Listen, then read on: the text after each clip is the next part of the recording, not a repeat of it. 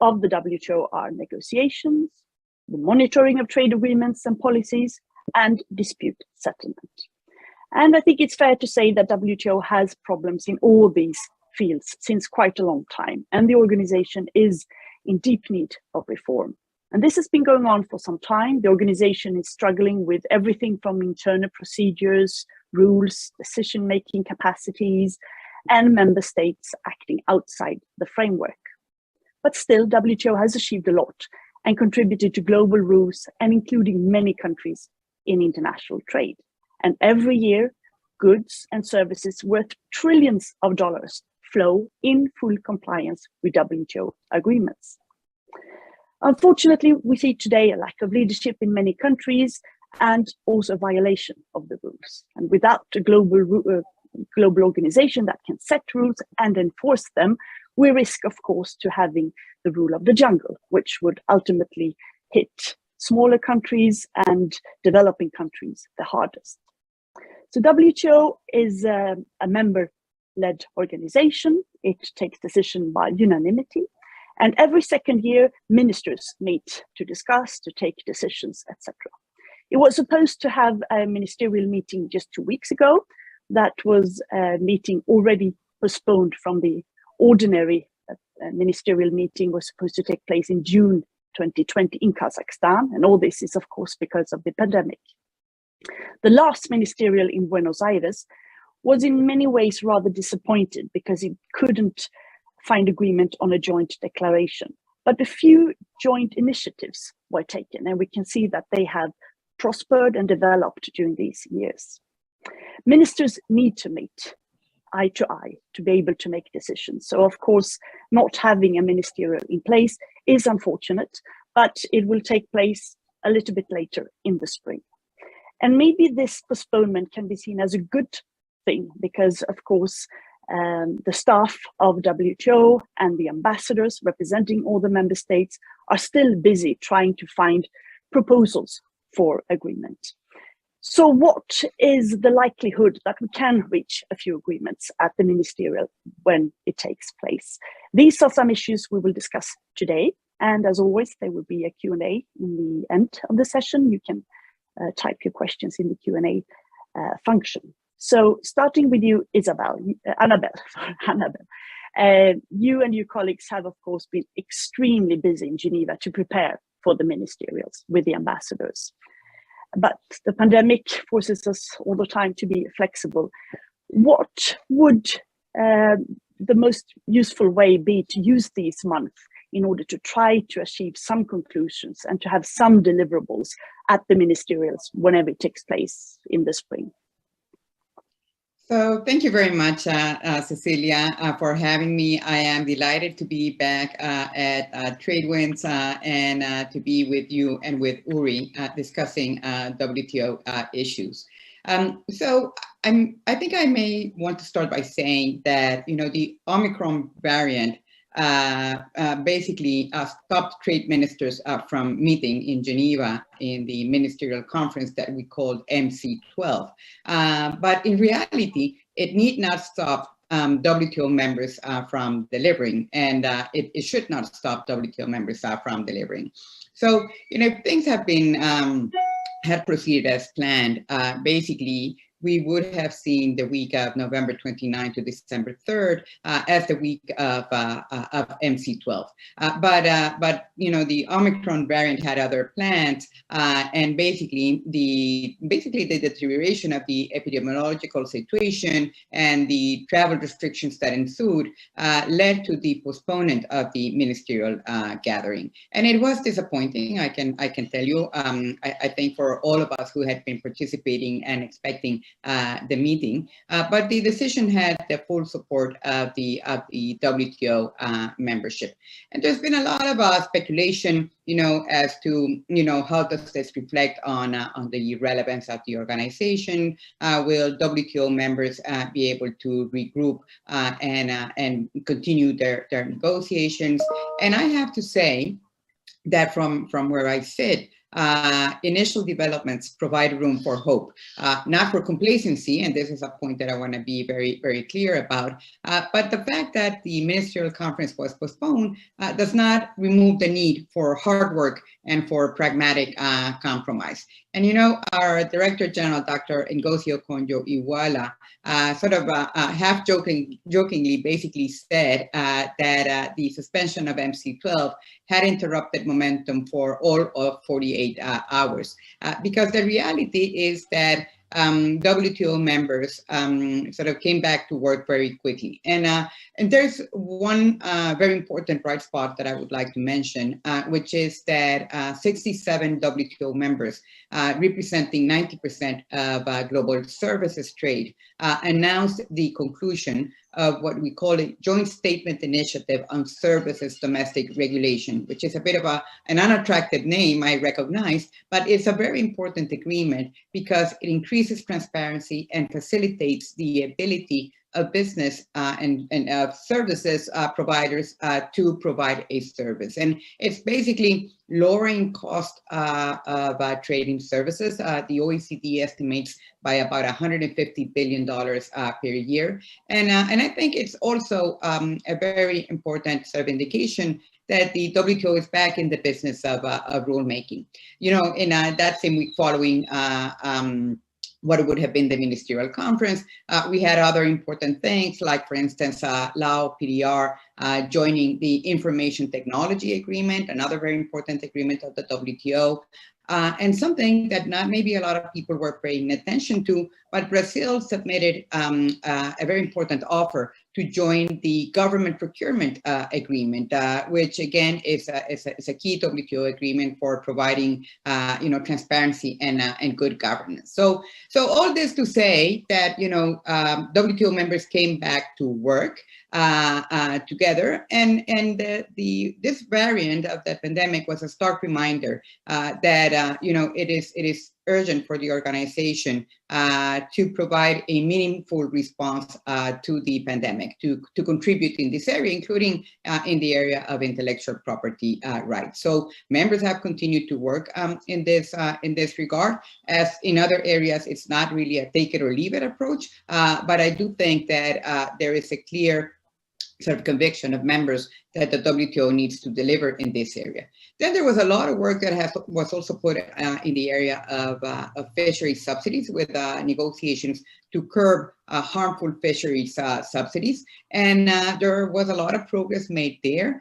There were important disagreements, on issues like the treatment for developing countries and others.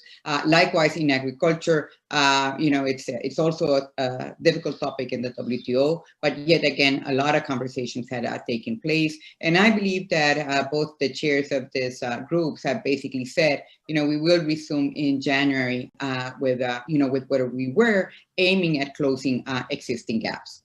Now, one very important, and I apologize for a bit of a longish intervention, but I'm getting there. It's two additional points I'd like to mention. One is the bright spots on the multilateral negotiations. I already mentioned the services domestic regulation, but then there's also a lot of progress. And there was a declaration in this regard on investment facilitation, where over 110 countries are actually negotiating in this area, again, to facilitate investments across borders. And here, members have made significant progress, as they have in the area of electronic commerce. And the second area that I would want to sort of highlight is the area of trade and environment, where actually governments are launching today, or actually launched a couple of hours ago, launched a number of declarations to deepen their engagement in a number of areas of trade and climate change. And we may want to discuss this further. And my final point is that, of course, one pending issue from the postponement of MC12 is the definition as to how will members engage to reform the WTO to basically update it and make it fit for the current context. So with that, my main message is, yes, we did not, we had to postpone MC12, but the need to continue working and to think about, alternative, creative, innovative ways to move forward is more pressing today. It's as present today as ever. Thank you very much, Annabelle, for that optimistic view in a way. And it's true, I saw the launch of this environmental initiatives today, and they are very welcome, of course. Uri, how do you see it? What is most useful to do the coming month in order to be prepared for the actual conference whenever it takes place? Well, to be concrete, I'm hoping that in the next few months, we could make real progress on the investment facilitation agenda, where we are quite close, and so that we add to the success of the domestic services regulation initiative, so that we have another concrete deliverable. And of course, we need to make progress on the multilateral front. And that's where I think the health agenda is important, even though the likelihood of any kind of binding agreement there is very low. At least establish a very concrete work program going forward. And of course, on the fisheries, which is a long-standing negotiation, and where there are still very considerable difficulties. But perhaps I could stand back a little bit and build on what Annabelle said, to underscore two important and rather overlooked aspects of the WTO, where there is too much pessimism, and at the same time also point to the critical issue going forward. I'm talking also from a long-term point of view here. The two overlooked things in the WTO that are positive, and this is a long-standing thing, is that the WTO is a set of laws and rules which represent the baseline for what we do in world trade, and to which over the last, since its creation, many countries have increasingly adhered to, right? Through the accession process and through the sorts of developments that Annabelle stressed about Laos joining the ITA and Brazil wanting to join the government procurement agreement, etc. This kind of below the radar screen improvements in the coverage of the WTO rules is tremendously important for the continued openness and predictability of the system. And we've made huge progress in that regard, as many more countries have joined the WTO since its creation. So I don't want to lose sight of that. And the second one that hasn't been noticed, and as much as it should have been, is that with the Buenos Aires ministerial, which was not a great success, as you underscored, nevertheless, these joint statement initiatives are the beginnings, I think, of an approach in the WTO, which many of us have been advocating for many years, which is moving towards plurilateral agreements that do not require the consensus of the full membership, but yet can be structured in ways that they provide benefits for the whole membership. Now, here I want to go to the crux of the issue for the WTO to go forward, is that these plurilateral agreements that are now being negotiated, where we've made progress on investment facilitation, where we've concluded an agreement on domestic services regulations, are the sorts of things that countries want to do anyway, right, to improve their competitiveness, etc. And it's relatively straightforward to get a critical mass of members to agree to them. You know, it's not easy, but it's not impossible, and clearly we're doing it. And then you can grant the benefits on an MFN basis to the whole membership, and so strengthen the WTO in that way. And that's great. However, the biggest difficulty remains when you are trying to deal with the really divisive issues relating to market access, etc. And in this case, the plurilateral agreements, because effectively it's the members don't want free riders, right? When you're dealing with market access, then you need to have a waiver basically from the whole membership in order to move forward, as happened in the case of the government procurement agreement as part of the Uruguay round negotiations. And these are very, very difficult to get. And so it looks like the WTO, we can move forward quite well on a lot of the domestic regulations, domestic reforms, etc., that make countries competitive, that a lot of countries are interested in. But we will continue to have, unless there's some big changes, we will continue to have a lot of problems trying to move forward on the very, very important aspect of the market access agenda. And that really relates to the consensus building, to the consensus rule, which stops, unfortunately, a lot of stuff. That is, of course, a tricky issue that all countries need to agree in.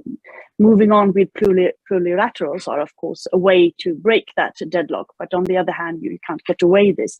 So there is also a need for a more fundamental change in the processes, the decision-making processes, and the organization of the WTO. I think the EU have proposed a sort of roadmap for this. Obviously, this will not be decided at the ministerial, but maybe a process can start on how to see the rules, the need to update and modernize some of it. How do you see the prospects for that? Is there a willingness from the political part? Because independently on how hard you, Annabelle, and Dr. Ngozi work, of course, the ultimate push needs to come from ministers. And is there enough will to start such a process? You're asking me? Well, any of you. Yeah. Yes. Okay. Well, let me start since I'm on the topic. You know, there is a saying: "Never waste a crisis. Never waste a great crisis." We have a crisis in the WTO. The dispute settlement system has basically been defanged, and I think that creates a lot of urgency. And I think we need to build on this urgency. You know, you don't know where to start on the WTO reform, because there are so many layers. And actually, what is not, people don't realize enough, is that the layers are very closely interconnected. Because you know, the fact that we cannot move forward on negotiations makes a lot of people very disappointed, especially in the United States, and helps explain why the United States, you know, objects to a lot of the decisions in the appellate body, and wants new procedures in the appellate body, because in a sense, you know, the value of the organization has been reduced for the United States. It's no longer willing to pay the same price as it did before, when it was getting a lot out of the organization on the other side. So the issues are all connected, and my sense is that I don't know whether I can say that there is enough urgency among the ministers. I'm not close enough to that. But there's certainly an urgency among the people who are thinking about these issues. And I mean, an alarm, frankly, that there is a serious risk that, you know, without progress on multilateral negotiation, and without progress on returning to some form of viable dispute settlement, there is a very serious risk of the erosion of these disciplines. And already I'm seeing in my various work in various contexts, many examples of backtracking on WTO rules, beginning, of course, with the United States, which has just broken a number of taboos in the course of the last 5 years, both before the appellate body was defanged and after. So there is a very serious risk, and I think that the urgency, if it's not there, it should be there.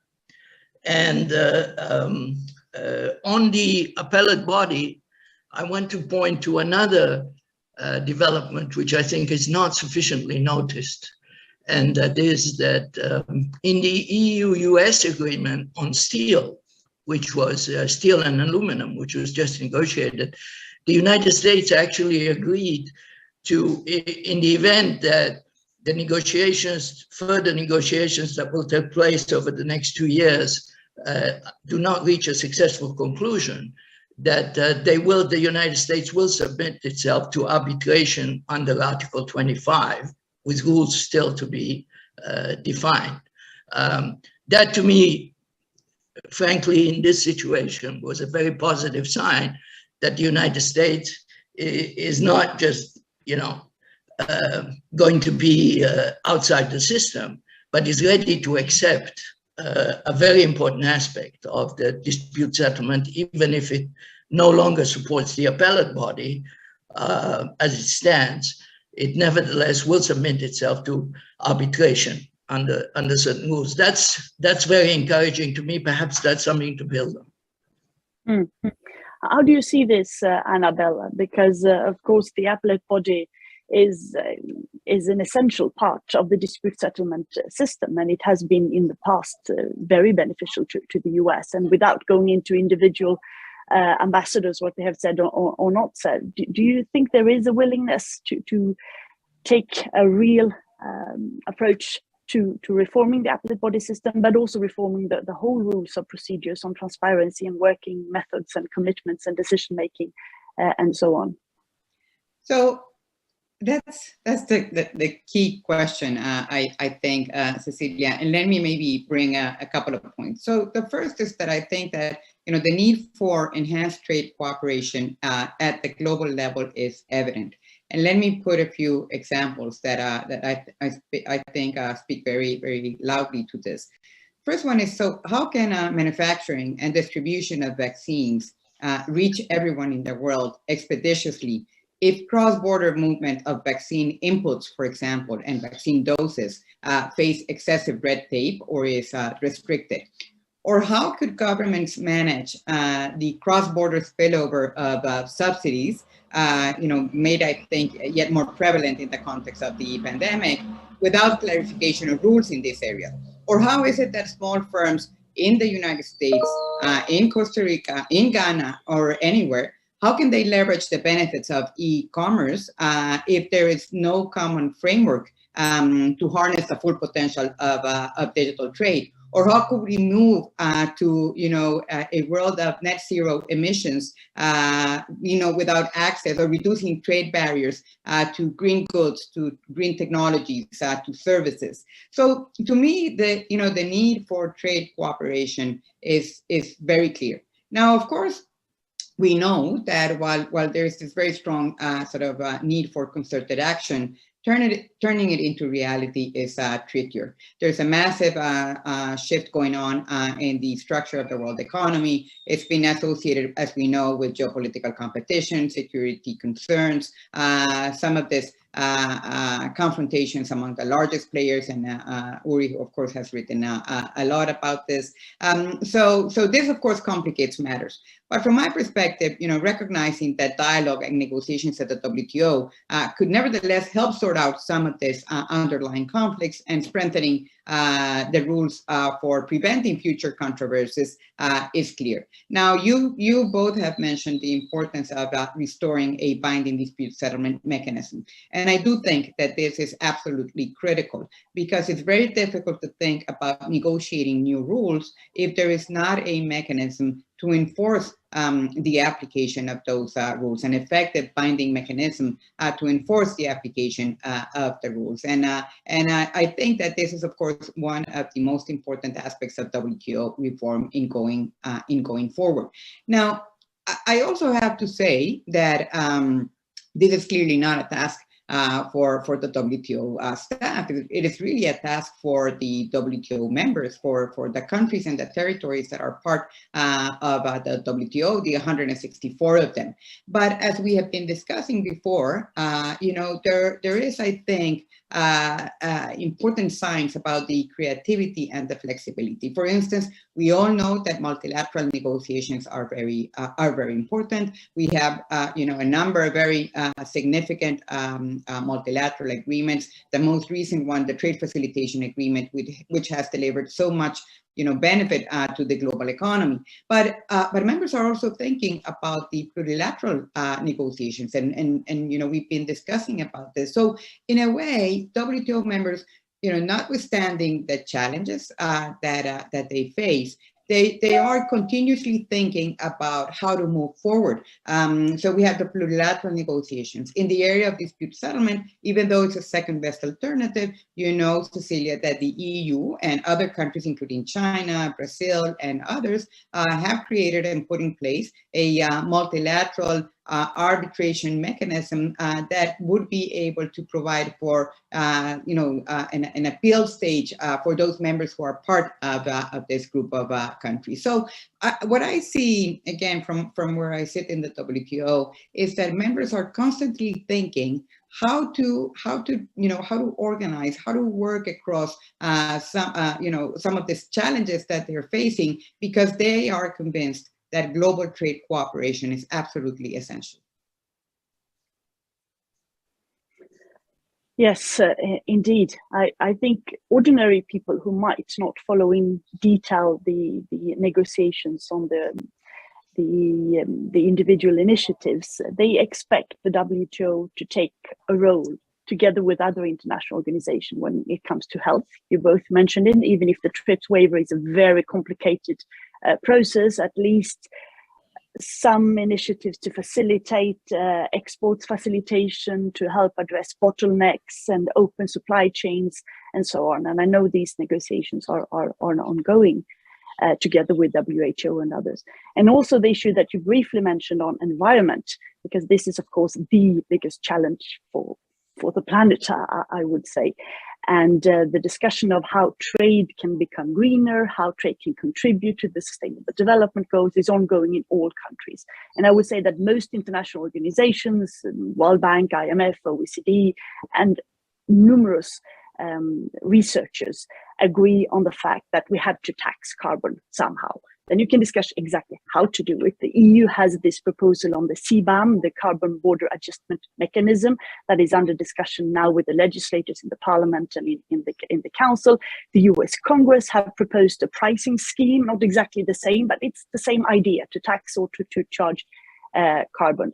And even if many people agree that this is the way to go, exactly how to do it can create conflicts, and we don't need trade conflicts in this. We need cooperation. So can the WTO, on a more long-term basis, of course not deciding in the next ministerial, play a role here? I mean, ideally would have a global agreement on global carbon tax, but this will take time to negotiate. But can the WTO play a role here to facilitate and to be some sort of monitoring, or with a peace clause, or some initiatives in order to help countries avoid trade conflicts and to cooperate here? What do you think? So maybe let me start.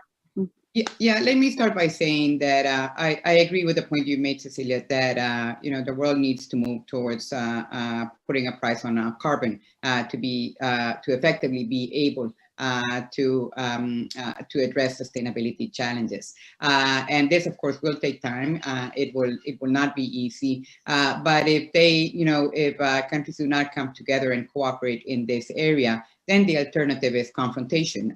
So in that sense, I do think that the WTO can provide a very important venue for countries to coordinate their policies in these areas.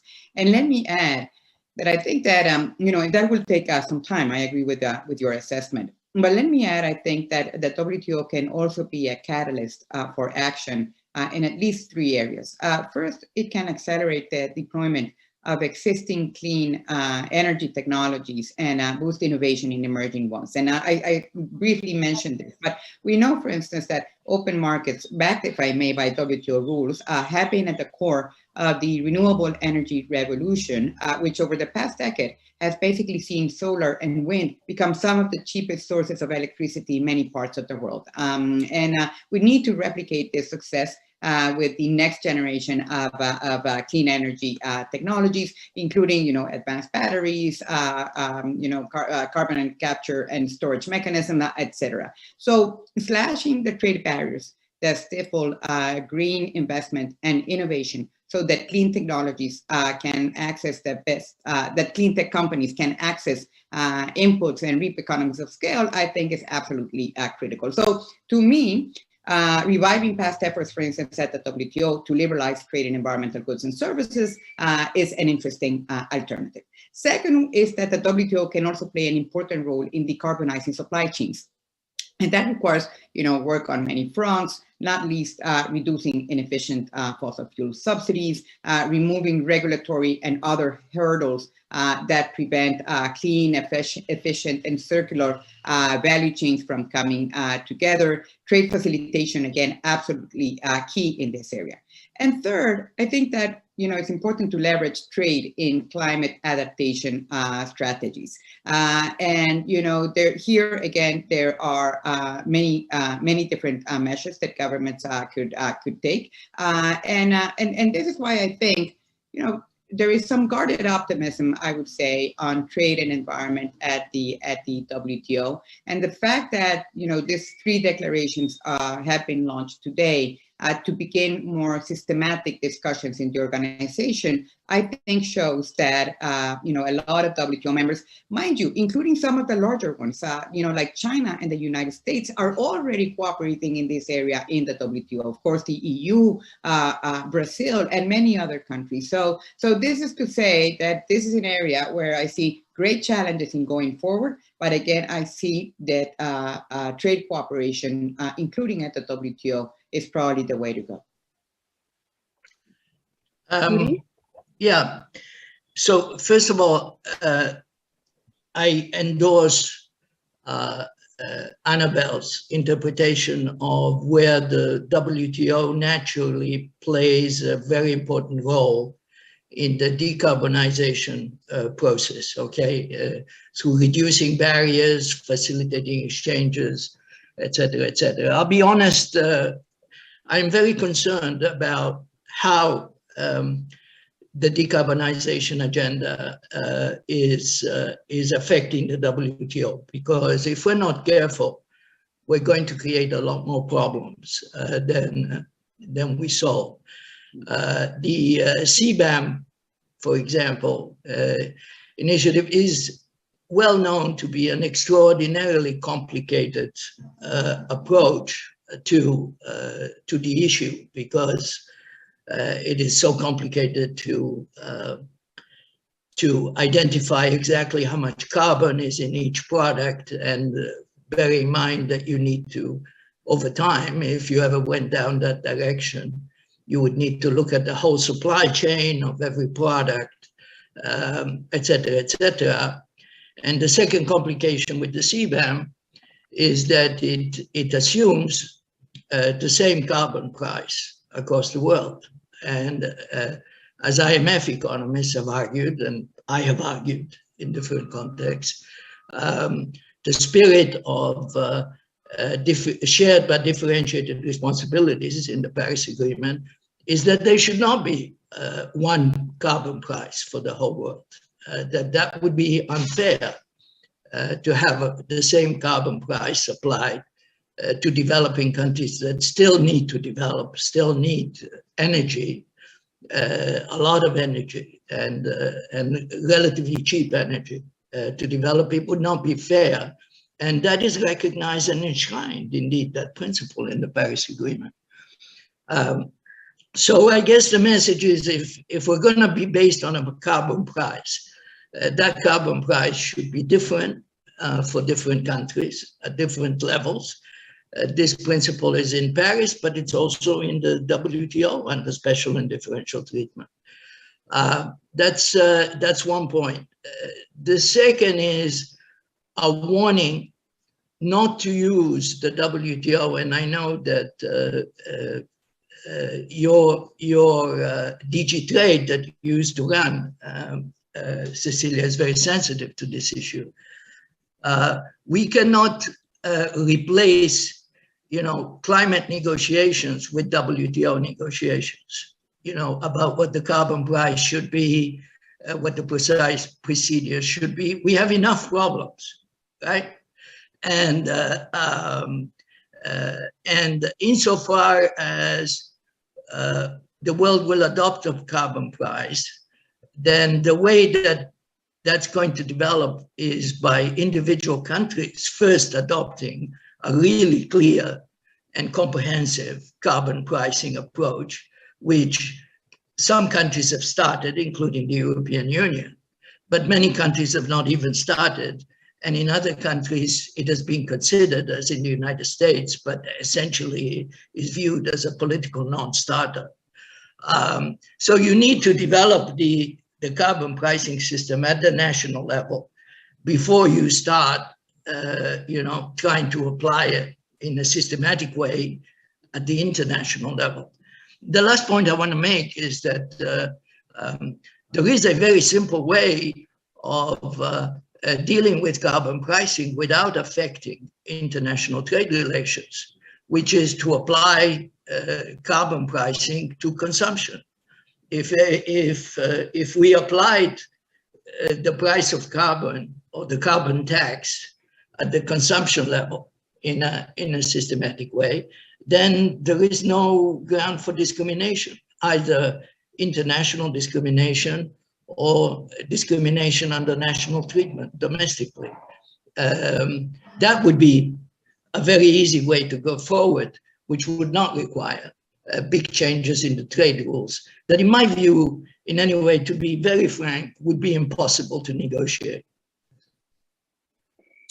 All right, I think we'll have a special session on the CBAM and similar initiatives. But the question is, of course, if WTO has any role to play in the broader context of carbon pricing and of greening of trade. And as you said, and also Annabelle, there are different initiatives taking on plastics and on if there is a possibility to revive the environmental goods agreement, which is related to this, that would of course be fantastic. Can I touch on a slightly different aspect of this? Because in the absence of WTO functioning as it should, there has been an explosion. WTO people sometimes call this a spaghetti ball of different bilateral and regional agreements all around the world. The EU has done a lot lately, but also we have seen the RCEP, the CPTPP, the African Union is coming together to create an African continental free trade agreement. And all this is, of course, good in the way that it sets global rules, it creates predictability and cooperation. But it risks also to take engagement and resources from the WTO modernization process. How do you see that possible conflict? Or is it rather so that the WTO should support these initiatives? For instance, there has been calls for WTO to more explicitly support the AFCTFA, the African Continental Free Trade Organization, to help Africa develop common rules and so on. Or do you think it is can it drain WTO of resources in a moment where it needs them to focus on internal reform, of course? Or is it complementary? Yeah. Shall I? Yeah. Well, I try to be straightforward, Cecilia. Yes, the WTO should support these regional initiatives under certain conditions. Number one, they should be consistent with Article 24, substantially all trade and liberalizing, okay? Unfortunately, we've seen too many of these recently which do not conform to Article 24, including initiatives in the United States. So where that happens, and if I might take a page out of our teaching, out of our classes, the research shows quite conclusively, in fact, conclusively, that if a regional trading arrangement is comprehensive in the Article 24 sense, is liberalizing in the Article 24 sense, and especially if it is a deep regional agreement, then it tends to create a lot of trade, and it tends to create trade not only among the parties, but vis-a-vis third parties. In fact, that conclusion also applies to the European Union, where studies have shown, including Swedish studies, by the way, studies have shown that the European Union has created a lot of trade inside the European Union, and at the same time has accelerated its trade integration with the rest of the world. And to me, as an economist, it is almost a no-brainer that the WTO, instead of looking at these regional agreements as the big competition, which historically this has been, I think partly because of a legal mentality, or I don't know, or Jagdish Bhagwati, who was a brilliant economist, who is a brilliant economist, etc., has emphasized so much the spaghetti bowl and the trade diversion, not Bhagwati, but others, the trade diversionary impact of these trade agreements, that there is a feeling that there is a competition between the two. And I don't see it that way at all. I see it as a highly complementary process, which, by the way, in any event is happening. So whatever you may want to do in Geneva, the fact is, this is a fact of life, okay? And we just have to confront it. So it's there. And I think there are many ways that the WTO could play a more proactive role if the Secretariat had the power to do so, which right now it doesn't really have the power. If people like you, Cecilia, were willing to give them the power to do these things, then the WTO could play a very proactive role. For example, why not support the ACFTA with a very targeted aid for trade effort through our trade policy review process, et cetera, but not only the ACFTA, the CPTPP has many innovative features, as does, by the way, USMCA. It has problems, USMCA has problems, but it has some really innovative features. I could see the WTO organizing efforts to learn from the CPTPP and perhaps to encourage other trade agreements to include some of these provisions with the view that one day we may multilateralize them. Annabelle, how do you see this? Is it a conflict or is it complementary?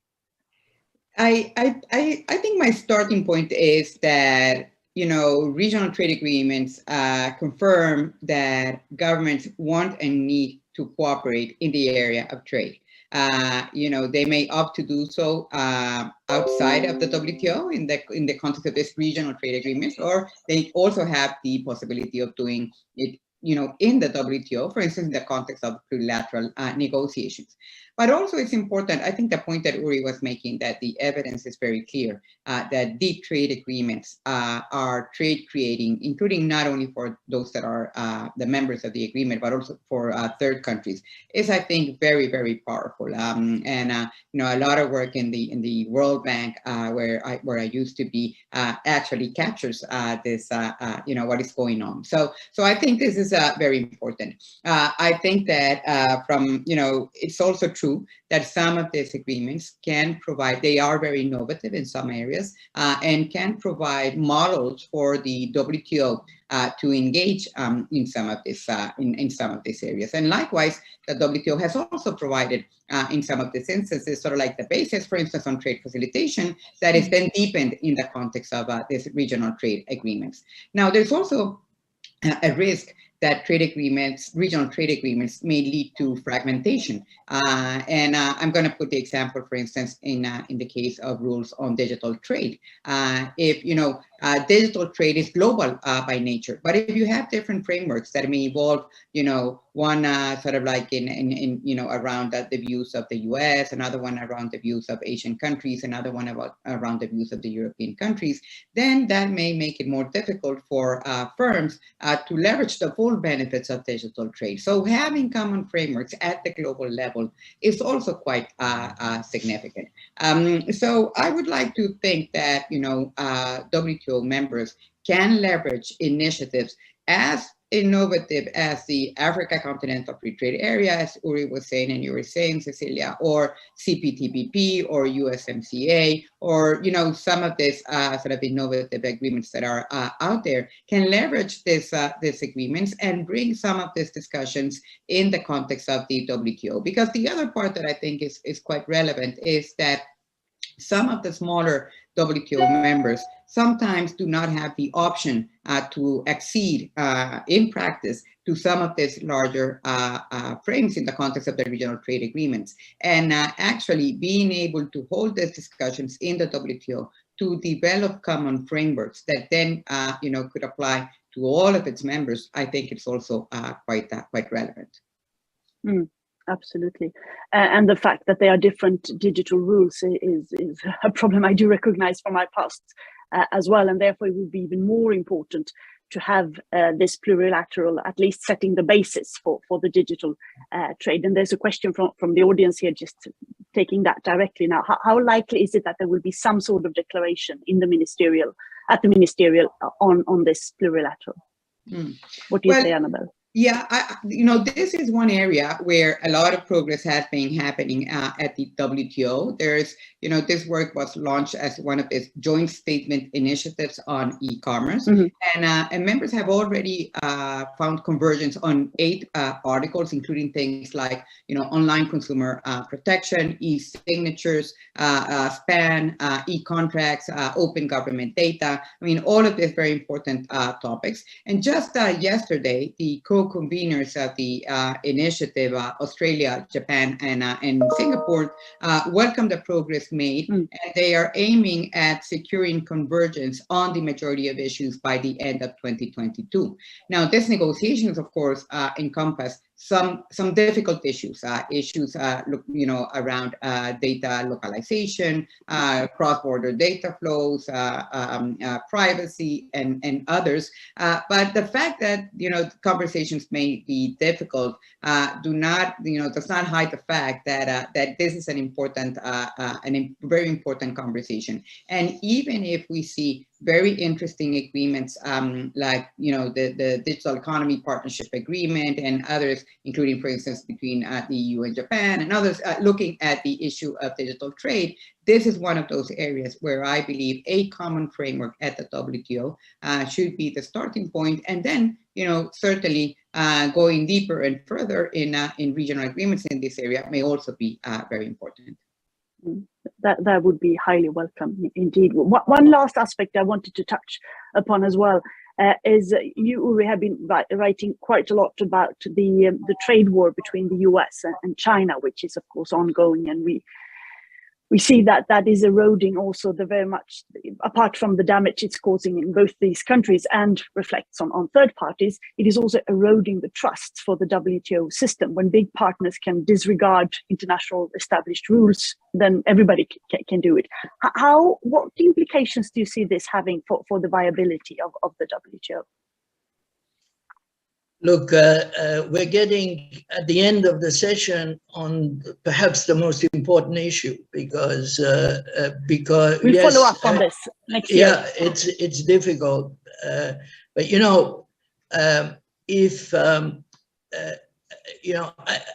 in the final analysis, the China-US lift is not only about trade, and perhaps not mainly about trade, or at least has become not mainly about trade. It's about geopolitical competition, and that's kind of at a higher level than I'm used to dealing with. I don't quite know what to say about that, except that we need to move forward at the broader agenda in order to deal with the more specific trade issues.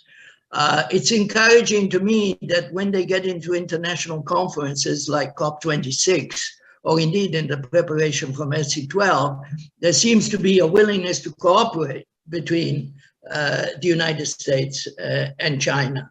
But make no mistake, the fundamental rift remains, and one of the reasons, a very important reason, that the US is objecting to the continuation of the appellate body as it exists, etc., is it has not been happy about the way that China can be regimented inside the existing rule system, and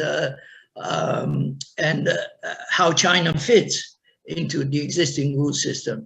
The trade war has led in, and not only the trade war, but also the steel and aluminum tariff that were imposed by the United States and other measures that were taken, has led the United States, very frankly, to disregard, a lot of rules, including the Article 24 provisions on its agreement, non-discrimination, the forced purchases by China, etc., and so on and so forth. So it has undermined the system. There is no question about that.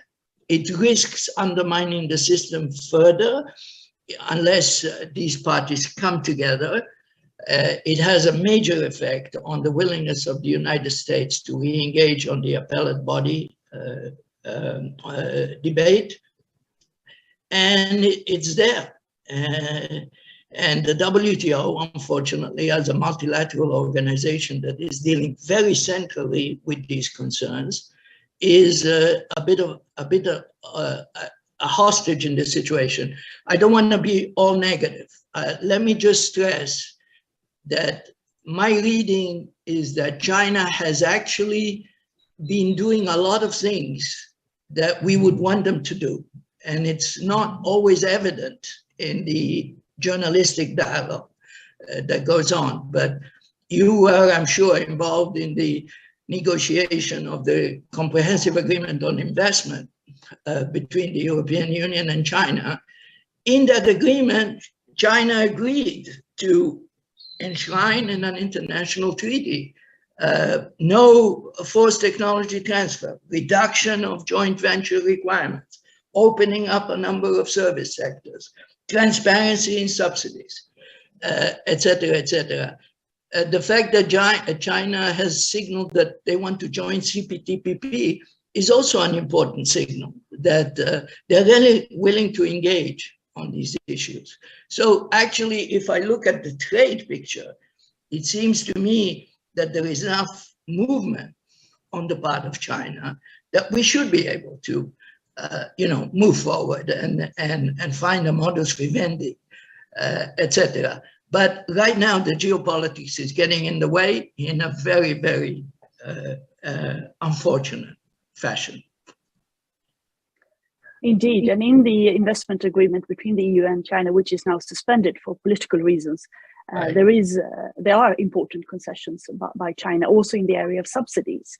And there's a question from the audience, but also something I wanted to raise, because the EU, Japan and the US launched in Buenos Aires, and I was part of those negotiations, trilateral talks on subsidies that were supposed to go into the broader discussion in WTO again. And now they are relaunched, and they had the first meeting or digital meeting only a couple of weeks ago.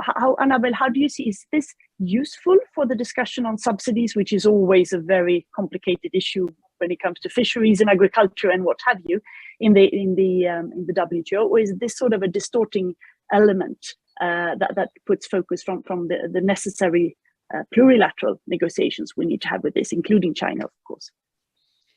Well, I think the point about strengthening the disciplines on subsidies, or developing new disciplines on subsidies, is quite critical. The potential. I mean, all governments use subsidies, of course, for different measures, and you can argue that there are sort of good and bad subsidies, if you wish, based among others on the impact that these subsidies may have on third parties, and this is where the issue becomes of concern for the WTO. Now, the WTO has rules in this area, has a subsidies code, has rules in the area of agriculture, is aiming at negotiating rules in the area of fisheries. But in recent years, it has become evident that more needs to be done in the area of industrial subsidies, but also in the area of agricultural subsidies. So, dialogue among members that begin to look into these things, including in the context of the trilateral, I think it's very important. Now, ultimately, if, this is an area where I do think that the dialogue needs to come to the context of the WTO. And this may be something that does not necessarily impact all the membership in the WTO, but certainly, at least 24 members or so have a very clear interest in engaging in this sort of negotiation. So hopefully, these dialogues that then take place in the context of different groupings can be brought to the WTO and begin a conversation that that at a minimum would encompass the largest players or the largest subsidizers, if you wish, including China, the European Union, the United States, and other countries. So I have to say here that the WTO has been working now for some time with other international organizations, the IMF, the World Bank, and the OECD on a joint study on subsidies that we hope to put out next year that again looks into these issues and aims at providing some information, some data, some analysis to support the engagement among members, among governments in this area.